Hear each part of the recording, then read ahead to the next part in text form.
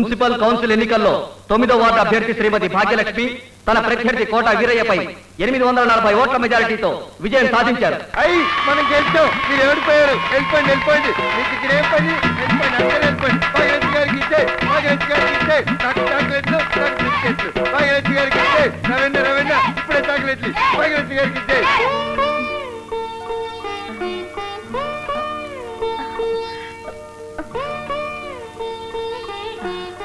అబ్బా తిరగవే, జడ ఎద్దు. పిన్నలు తీసురా.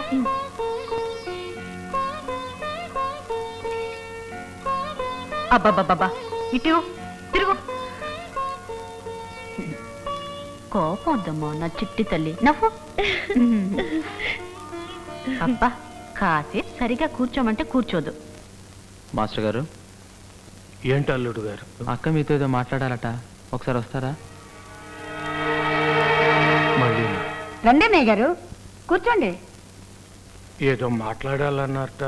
మీరు ప్రచారం చేయటం వల్ల జనం మీ మీద గౌరవం కొద్దీ నాకు ఓట్లు వేశారు, గెలిచాను. అవునంటారా కాదంటారా? గెలిచిన తర్వాత ఆలోచిస్తే నేను ఒక చిన్న తప్పు చేశానేమో అని అనిపిస్తుంది అన్నయ్య గారు. ఏమిటమ్మా?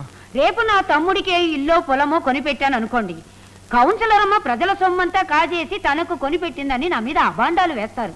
అలా అని నేను కొనిపెట్టలేదు అనుకోండి, ఈవిడి ఎన్నికల్లో గెలవటం కోసమే ఒక మూగ పిల్ల నాకు అంటగట్టిందని తమ్ముడు చిన్నబుచ్చుకుంటాడు. అవునంటారా కాదంటారా? మీరు అక్కడ కూర్చోండి. అవునంటారా కాదంటారా? నిజమేనమ్మా. రేపు వీళ్ళ కుటుంబంలో ఏమైనా కలతలు వచ్చాయి అనుకోండి, ఏమిట్రాది అని నిలదీసి అడిగే అవకాశం నాకు ఉండదు. ఎందుకని? అసలే కట్నం లేని పెళ్లి, అది ఒక మూగదానితో చేయించాను అందుకని. అవునంటారా కాదంటారా? నేను కొనకూడదు, కానీ వాడికి ఆస్తి రావాలి. ఎలాగాని తీవ్రంగా ఆలోచిస్తే నాకు ఒక మార్గం దొరికింది అన్నయ్య గారు. ఏమిటమ్మా? అబ్బే, ఒక ఉదాహరణకి చెప్తున్నాను. మీరు మా వాడికి ఇల్లు రాసిచ్చారు అనుకోండి, రేపు వాడు ఏమైనా తప్పు చేస్తే, ఏరా మీ మామగారు ఉత్త మూగపిల్లనే కాదు 3 లక్షల రూపాయల ఆస్తి కూడా రాసిచ్చారని నిలదీసి అడిగే అవకాశం నాకుంటుంది. అవునంటారా కాదంటారా?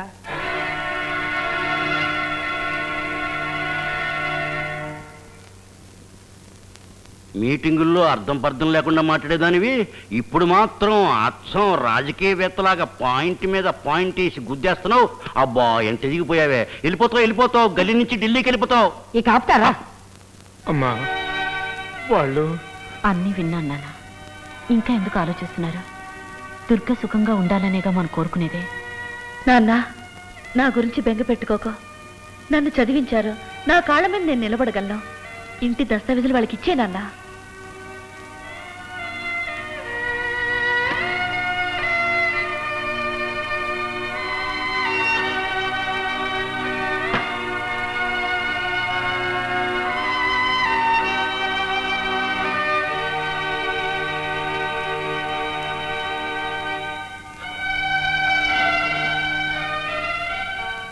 ఇవిగోనా మా ఇంటి దస్తావేజులు.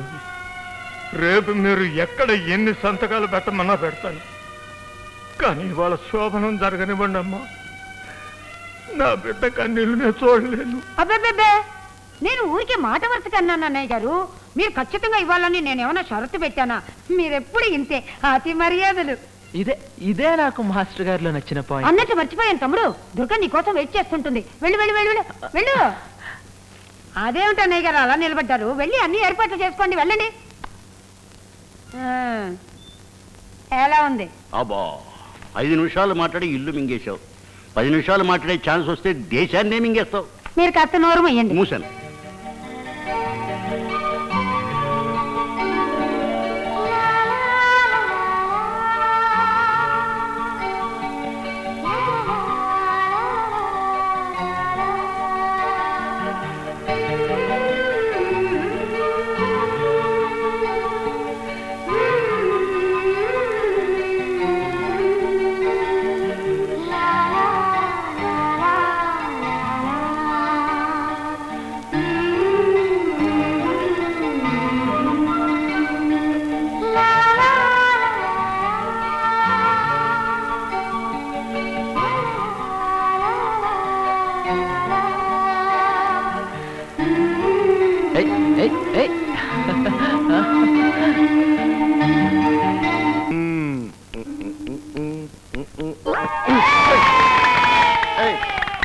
భయపడతారు, నవ్వితే తంటాను అందరినీ.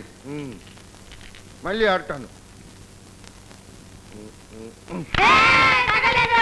తగిలిందిరా, తగిలిందంటే తగిలింది. ఒరే గోపి, గాలిపటం ఇరుక్కుపోయిందిరా, తెచ్చిపెట్టవా? నేను చాను బో, చాక్లెట్ ఇస్తాను, తెచ్చిపెట్టరా. నేను గోళీలు ఆడుకుంటున్నాను రా. చాక్లెట్ ఇస్తావా? చాక్లెట్ ఇస్తాగా. నిజంగా చాక్లెట్ ఇస్తావా? ఇస్తాగా. ఎక్కడ గాలిపటం? అదిగో ఆ ఇంటి మీద.